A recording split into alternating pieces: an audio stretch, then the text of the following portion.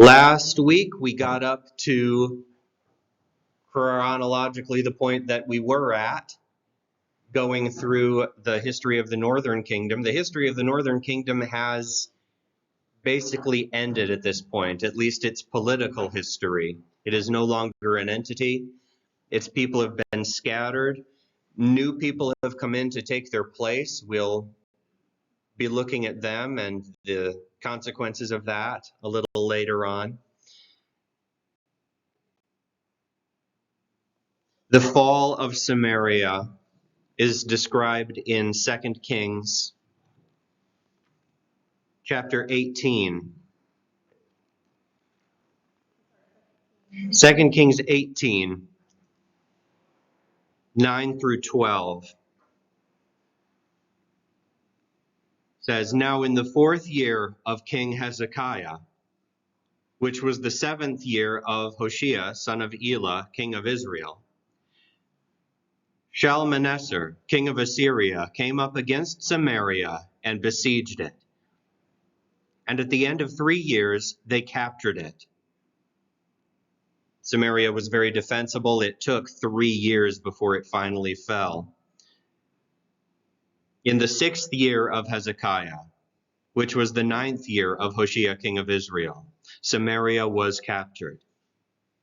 Then the king of Assyria took Israel away into exile, into Assyria, and put them in Hala and on Habor, the river of Gozan, and in the cities of the Medes, because they did not listen to the voice of Yahweh their God, but trespassed against his covenant, even all that Moses, the servant of Yahweh, commanded. They would neither listen nor do it. And we saw last week, before this point in Hezekiah's reign, the very first things he did when he became king were to undo what his father had done. His father Ahaz had closed the temple, set up shrines, altars all over Jerusalem to other gods. Hezekiah, as soon as he came into the kingdom, opened the temple, cleansed it, got rid of the idols in a way that was extremely hasty, not wanting to delay, called people all over the kingdom, both northern and southern kingdoms, to a Passover celebration. And it was a time of wonderful revival and religious excitement in Israel.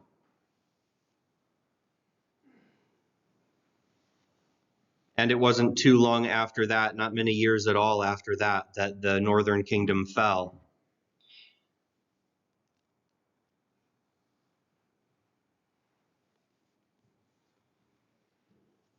In verse 7 of what we just read, a little bit before it, it talks about Hezekiah and says, Yahweh was with him.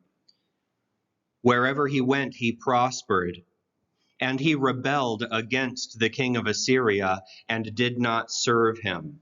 So remember, another thing Ahaz had done, besides all of his idolatry, was he went to Assyria and asked them for help when God told him not to, against the king of the northern kingdom and the king of Aram who were attacking him. And because of that decision, the kingdom of Judah was seen by Assyria from that point on as their client kingdom, as a kingdom that owed them tribute. And Hezekiah said no. He rebelled against the king of Assyria. And this, as a result, and not at the same time that the northern kingdom fell. It's easy to read it that way because the events are described right after each other. But it was actually quite a few years later. The fall of Samaria happened in the 6th year of Hezekiah, in verse 10.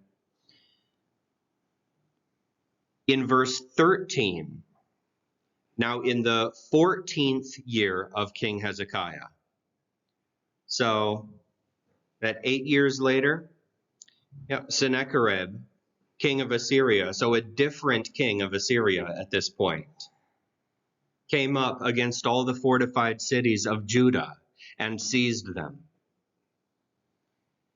Then Hezekiah, king of Judah, sent to the king of Assyria at Lachish, saying, I have done wrong. Turn away from me. Whatever penalty you give me, I will bear. So the king of Assyria set a penalty on Hezekiah, king of Judah, 300 talents of silver and 30 talents of gold. So a rather amazing sum that Hezekiah had to pay. Thus Hezekiah gave him all the silver which was found in the house of Yahweh and in the treasuries of the king's house. At that time, Hezekiah cut off the gold from the doors of the temple of Yahweh and from the doorposts, which Hezekiah, king of Judah, had overlaid, and gave it to the king of Assyria. So this was gold that he had put up himself during the renewal of the temple, and at this point he's having to take it down again in order to pay this debt, in order to get the king of Assyria to turn away from him, to stop plundering his land.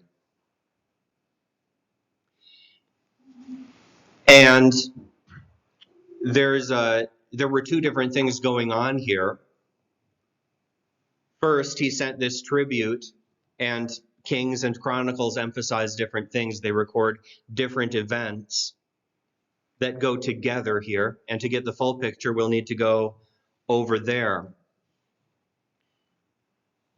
2 Chronicles 32.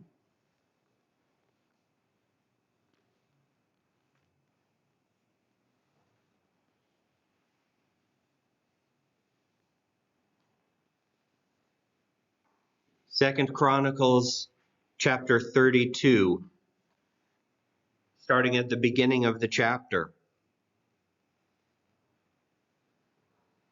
After these acts of faithfulness, so the writer of Chronicles just got done describing Hezekiah's religious reforms. After these acts of faithfulness, Sennacherib, king of Assyria, came and invaded Judah and encamped against the fortified cities and thought to break into them for himself. Then Hezekiah saw that Sennacherib had come and that he had set his face to make war on Jerusalem. And he took counsel with his commanders and his warriors to stop up the supply of water from the springs which were outside the city, and they helped him.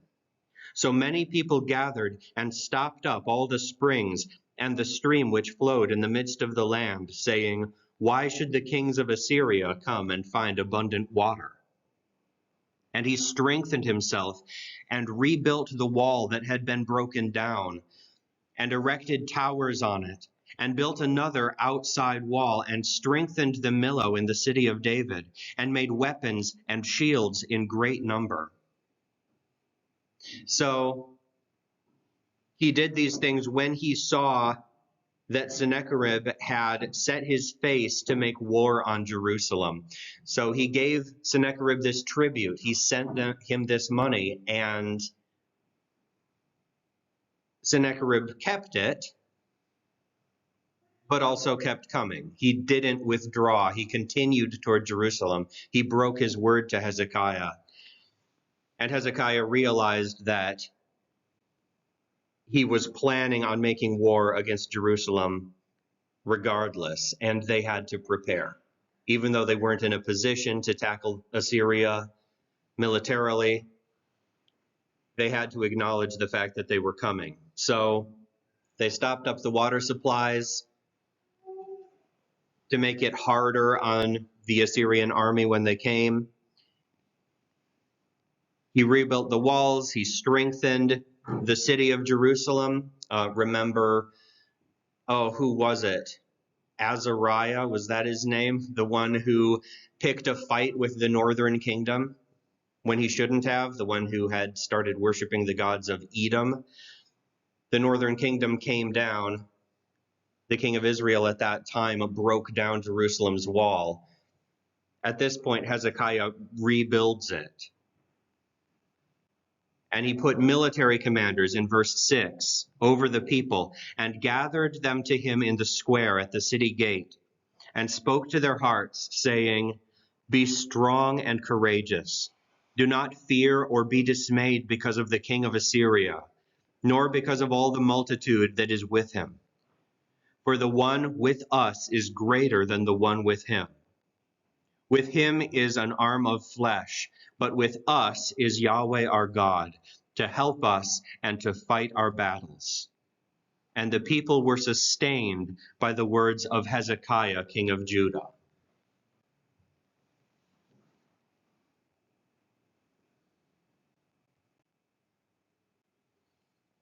So the Assyrians came, and the account in Kings, sorry, but let's flip back there. Chronicles records the events, but it does it in a very overview kind of a way. It assumes you already read 2 Kings and know the story. So let's go back to 2 Kings for the detailed version. 2 Kings 18, again.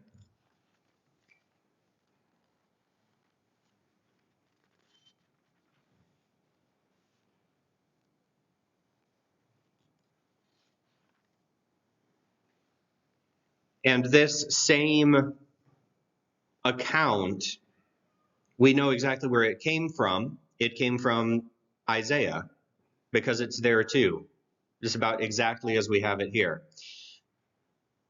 Because Isaiah plays a big part in this. It's like we had in the book of Isaiah, the account of him going and speaking to King Ahaz, and the historical background there, because you have to know that historical background to understand the prophecies he gave afterwards. This is the same thing. Prophecies of Isaiah are included in this passage, and that's why Isaiah acts as a historical source here. These things were recorded in order to explain those prophecies. So, starting in verse 17, let's see, what have I done here? I do this at the beginning of the week, and so it's a while. Okay.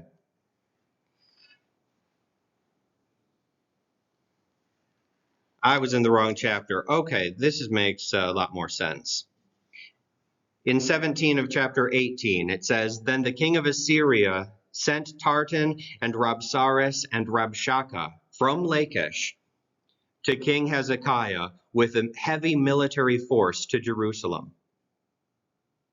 So they went up and came to Jerusalem. And when they went up, they came and stood by the conduit of the upper pool, which is on the highway of the fuller's field."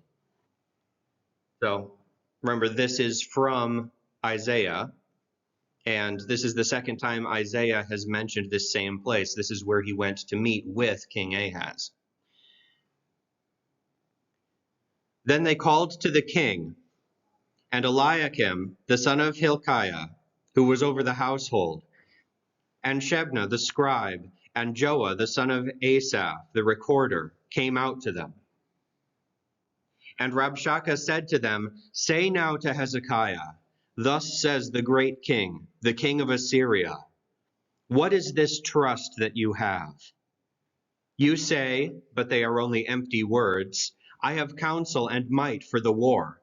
Now on whom do you trust that you have rebelled against me?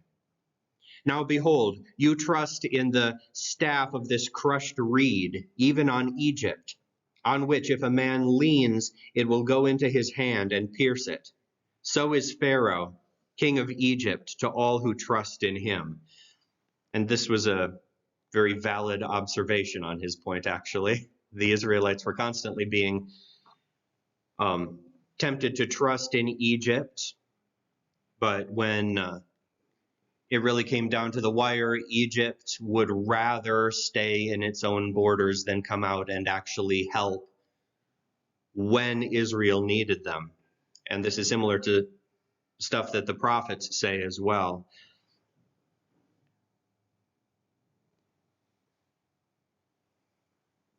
But in verse 22, if you say to me, we trust in Yahweh our God, is it not he whose high places and whose altars Hezekiah has taken away, and has said to Judah and Jerusalem, you shall worship before this altar in Jerusalem?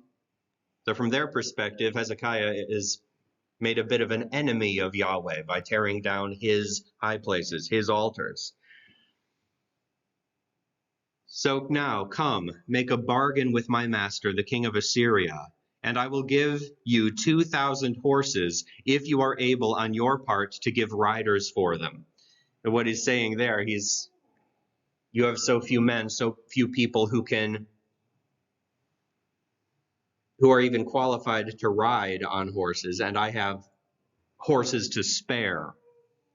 And he's saying with confidence, if I gave you the horses for free, you wouldn't be able to put men on them.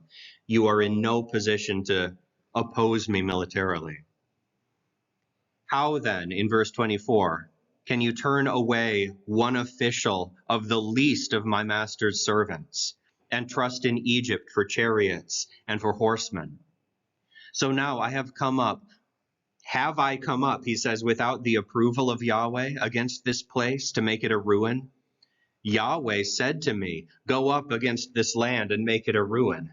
So he's claiming more than reality here, obviously. But then Eliakim, the son of Hilkiah, and Shebna and Joah said to Rabshakeh, the one speaking, speak now to your servants in Aramaic, for we understand it, and do not speak with us in Judean or Hebrew, in the hearing of the people who are on the wall. So don't let them overhear what you're saying. And Rabshakeh is speaking in their own language, in Hebrew, on purpose, so that he will be understood by the people on the wall. He says, has my master sent me only to your master and to you to speak these words, and not to the men who sit on the wall, doomed to eat their own dung and drink their own urine with you? Then Rabshakeh stood and cried with a loud voice in Judean, in Hebrew, saying, hear the word of the great king, the king of Assyria. Thus says the king, do not let Hezekiah deceive you, for he will not be able to deliver you from his hand. And do not let Hezekiah make you trust in Yahweh, saying, Yahweh will surely deliver us, and this city will not be given into the hand of the king of Assyria. And I'm not going to keep reading this entire account. It's a little long and I would like to move on, but he claims victory over the gods of the other nations that they've taken. None of their gods were able to save them from us. Why should Yahweh be any different? Why are you relying on your God when the gods of the other nations couldn't oppose us? We are stronger than gods in general. Gods cannot save peoples out of our hands. And when King Hezekiah heard this at the beginning of chapter 19, he tore his clothes, covered himself with sackcloth, and entered the house of Yahweh, and sent a message to Isaiah, asking him to pray for the nation. And Isaiah responded to them and said in verse 6, say to your master, thus says Yahweh, do not be afraid because of the words that you have heard, with which the young men of the king of Assyria have blasphemed me. Behold, I will put a spirit in him so that he will hear a report and return to his own land, and I will make him fall by the sword in his own land.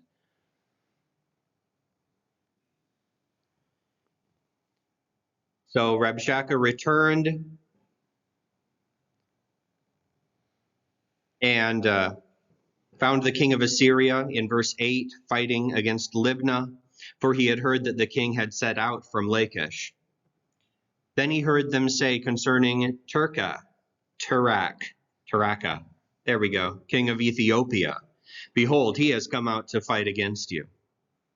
So he sent messengers again to Hezekiah, saying, thus you shall say to Hezekiah, king of Judah, and he reiterates this. Do not let your God in whom you trust deceive you, saying, Jerusalem will not be given into the hand of the king of Assyria. Behold, you have heard what the kings of Assyria have done to all the lands, devoting them to destruction. So will you be delivered? Did the gods of those nations which my fathers brought to ruin deliver them, even Gozan and Haran and Rezeph, and the sons of Eden who were in Telassar? So Hezekiah took this letter from the messengers. He read it, brought it into the house of God, spread it out before him, and prayed in verse 15, saying, O Yahweh, the God of Israel, who is enthroned above the cherubim, you are the God, you alone of all the kingdoms of the earth. You have made heaven and earth. Incline your ear, O Yahweh, and hear. Open your eyes, O Yahweh, and see. And listen to the words of Sennacherib, who sent them to reproach the living God. And for the sake of God's reputation, he says, I have heard you, and speaks a prophecy against Assyria, saying that they will be destroyed.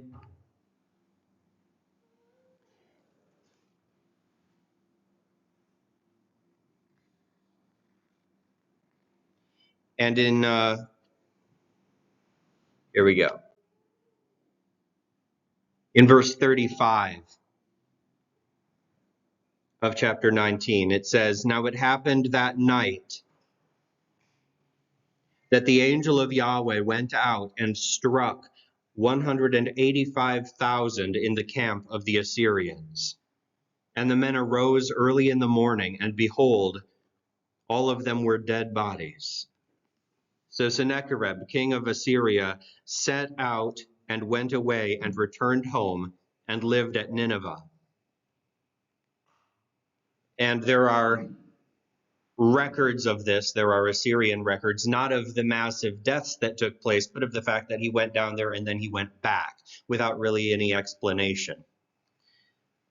And this isn't something that they would have wanted recorded. And it's very possible that this was done supernaturally. It's also been speculated that it was due to a disease. There's a kind of dysentery that could do this sort of thing that had a long incubation period. A lot of people would catch it and not realize they had it until it was too late. But regardless, this was seen absolutely as an act of God, which it was. And Sennacherib went home as a result. And what happens in the next verse actually took place 20 years later. In verse 37, it says, Now it happened that as he was worshiping in the house of Nisroch, his god, Adremelech and Sharezer struck him down with the sword, and they escaped into the land of Ararat. And Esarhaddon, his son, became king in his place. So these two men who struck him down were his sons, his older two sons, and then the son who actually inherited the kingdom was his third son. Very possibly that could have been a motivation for this murder. But the irony is obvious. The contrast between Hezekiah and the king of Assyria. Hezekiah went to the temple of his God and knelt and prayed and was delivered. But Sennacherib went into the house of his God and died there, was murdered. His God did nothing to protect him. 。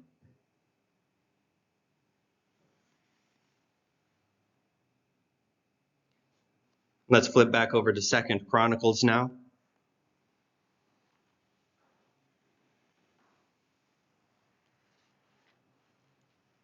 I'm sorry, this morning we're doing a lot of flipping back and forth. So if you have a little piece of paper or something, just to flip in your Bible so you can go back and forth easily. 32, verse 20.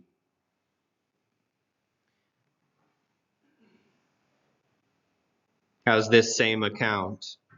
But King Hezekiah and Isaiah the prophet, the son of Amos, prayed about this and cried out to heaven. And Yahweh sent an angel who wiped out every mighty man of valor, ruler, and commander in the camp of the king of Assyria. So it's a little more specific. This is a plague on the officers, on the higher-ups. It was the common foot soldiers in general who were left. It destroyed their ability to function as an army. So he returned in shame to his own land. And he entered the house of his God, and some of his own children caused him to fall there by the sword. So Yahweh saved Hezekiah and the inhabitants of Jerusalem from the hand of Sennacherib, the king of Assyria, and from the hand of all others, and he guided them on every side. And many were bringing presents to Yahweh at Jerusalem, and precious things to Hezekiah, king of Judah, so that he was lifted up in the sight of all nations thereafter. So other nations had heard of this. Other nations had been defeated by Assyria and were incredibly impressed by this deliverance. And it says they brought many precious things to him. And in terms of wealth, despite the major gift that he had to give to the king of Assyria, that wealth was restored and expanded upon. He became a very rich king.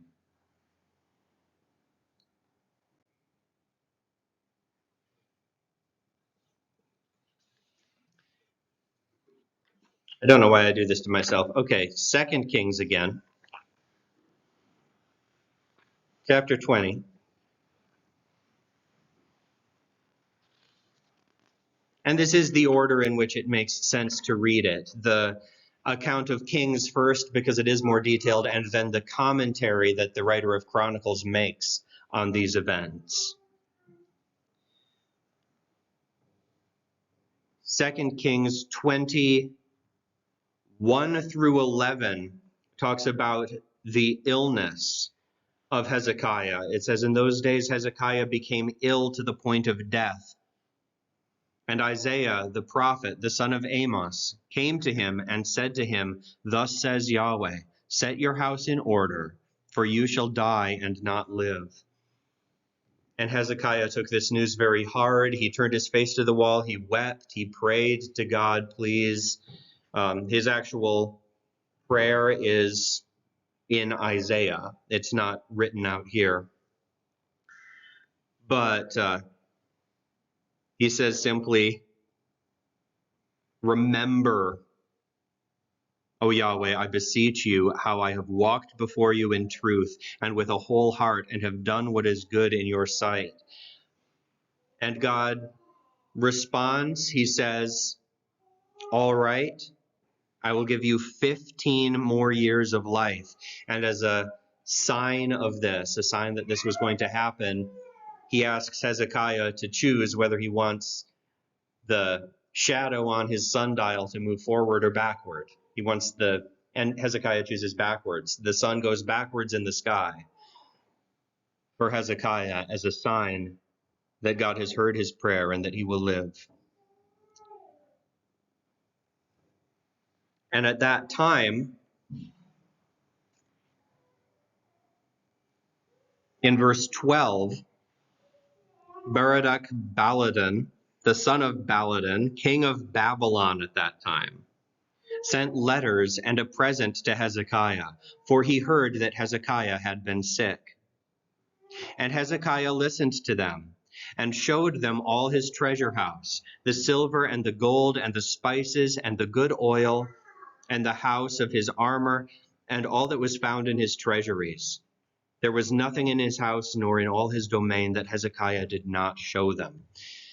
And Babylon was not in any way hostile to Israel at this time. They were a friendly nation. And so Hezekiah had no problem showing them all this stuff, but he did it out of pride. And Isaiah came to him and asked, "What have they seen in your house?" In verse 15. And Hezekiah said, "They have seen all that is in my house. There is nothing among my treasuries that I have not shown them." Then Isaiah said to Hezekiah, "Hear the word of Yahweh. Behold, the days are coming when all that is in your house and all that your fathers have treasured up to this day will be carried to Babylon. Nothing shall be left. And some of your sons who will issue from you, whom you will beget, will be taken away, and they will become officials in the palace of the king of Babylon." Then Hezekiah said to Isaiah, in perhaps a bit of a selfish way here, he says, "The word of Yahweh which you have spoken is good." For he said, "Will it not be good if there will be peace and truth in my days?" But because this wasn't going to happen in his lifetime, he was okay with it. And it shows a little bit of the bad perspective he developed later in life. But still, overall, as kings go, Hezekiah was an enormous success. And back in 2 Chronicles chapter 32, we have some additional comments about these events. 2 Chronicles 32:24 says, "In those days Hezekiah became sick to the point of death, prayed to Yahweh. Yahweh spoke to him and gave him a miraculous sign." So it doesn't even say what the sign is here. It's just an overview of the story.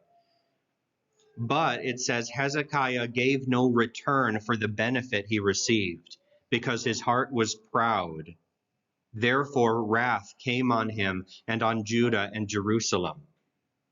However, Hezekiah humbled the pride of his heart, both he and the inhabitants of Jerusalem, so that the wrath of Yahweh did not come on them in the days of Hezekiah. So the other side of this, Hezekiah valued his own life a little too much, his own riches a little too much, was a little too proud of them. And the flip side of that was that he did not give credit where credit was due, that he gave no return for the benefit he received,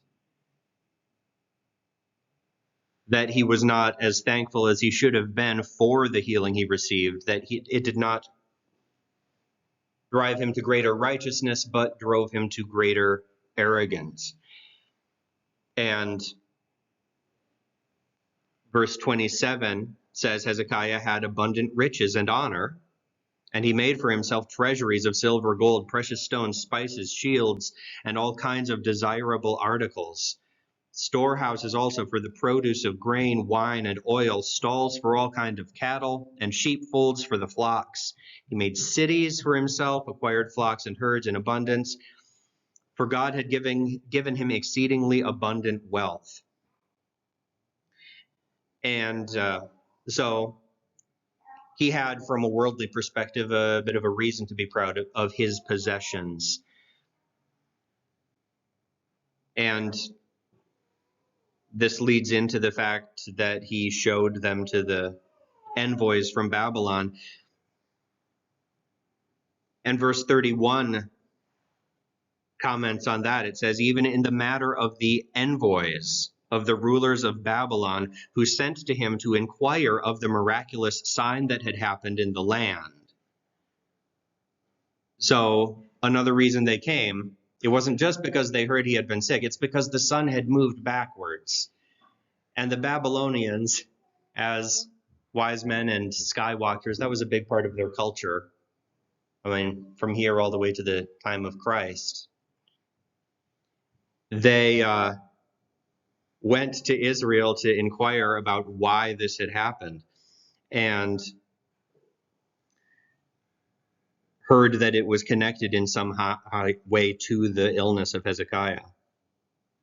But in the matter of them coming, it says, God left him alone only to test him, that he might know all that was in his heart. So this situation arose as a test for Hezekiah, and God knew that what was in his heart, obviously. Yes?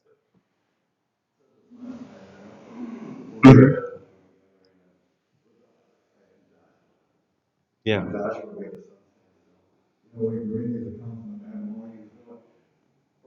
I mean, this is somehow I heard this when I was a younger kid from Pastor what happened, and then I read it some well, somehow like going back, they lost time somewhere, time was lost. Mm-hmm. And this guy was a Christian that worked for NASA, he says, I know where it is. And he put the account of the Bible, and that guy ended up Yeah. proof that the Bible is something right here. It's just all these two instances. Yeah. It was a big deal. It wasn't just a local miracle in Israel. It was something that happened that everybody in the world noticed, and most people had no idea what was going on. So,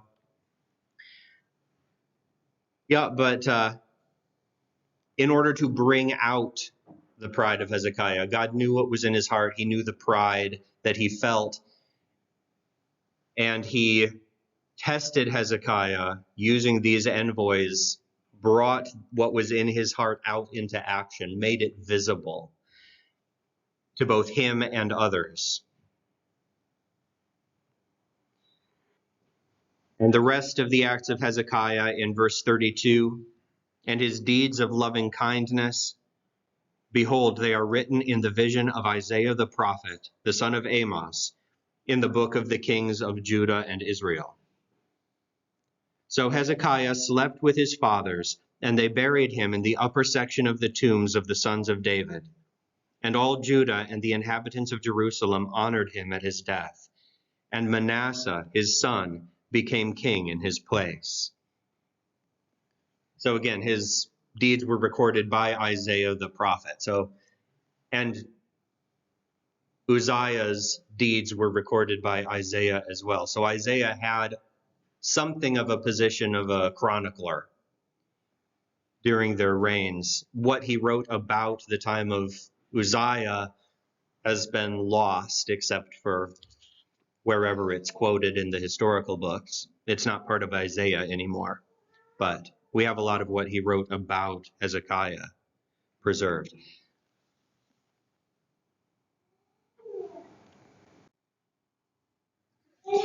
So, as I mentioned before, as we get closer to the end of Israel's history, we see a greater fluctuation between the good kings and the bad. We have, at the beginning of their history, a lot of kings that were sort of good, sort of bad, kind of wishy-washy. Near the end, everyone is an absolute idolater or completely sold out for God. And what it seems to indicate is that the society itself became more and more polarized.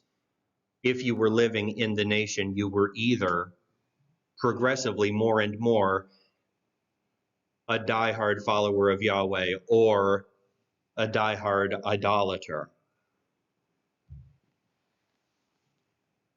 And so, depending on which segment of society the king followed, it determined their policies and what kind of a king they were.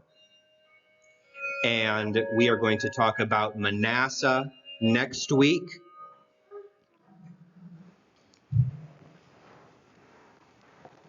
Any questions about what we've gone over today?